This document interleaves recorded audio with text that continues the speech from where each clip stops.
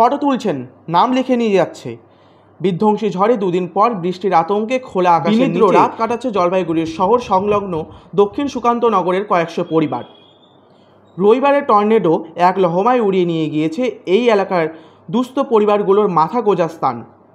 সেই থেকে মঙ্গলবার পর্যন্ত মুখ্যমন্ত্রী, রাজ্যপাল থেকে বিরোধী দলনেতা অনেকে এসেছে সরকারি আধিকারিক, তোলা হচ্ছে ফটো, লেখা হচ্ছে ঝড়ের ক্ষতিগ্রস্তদের নাম। ব্যাস, এই পর্যন্তই সীমাবদ্ধ থেকেছে টর্নেডো ঝড়ের ক্ষতিগ্রস্ত দক্ষিণ সুকান্ত নগর। মঙ্গলবার সকলের মুখে একরাশ দুশ্চিন্তার ছায়া নিয়ে বর্তমান অবস্থার এমনটাই বর্ণনা দিলেন কাঞ্চন সাহা। বাইরেই আমরা আছি, আপনারা যদি আমার সাথ দেন, একটু সাথে থাকেন, তাহলে সহযোগিতা করেন, ভালো হয়। আমরা তো গরিব মানুষ, এইভাবেই তো দিন কাটাই। অপর বাসিন্দা সঞ্জয় কামতির কপালে ঝড়ের দুদিন পরে জোটেনি একটি পলিথিন সিট। সঞ্জয় কামতির এই মুহূর্তে সব থেকে বড় আতঙ্ক বৃষ্টির কারণ।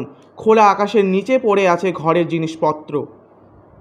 এখন তো বর্তমানে পরিস্থিতি খুবই খারাপ আছে। এখন বৃষ্টি ঝড় যদি হয় তাহলে আমাদের পরিস্থিতি আরও বেশি খারাপ হতে পারে। আপাতত এই সময়টা কিছু করতে পারতেছে না, যেহেতু আমরা গরিব, আমাদের কিছু পয়সা করি নাই এখন এই অবস্থার মধ্যে।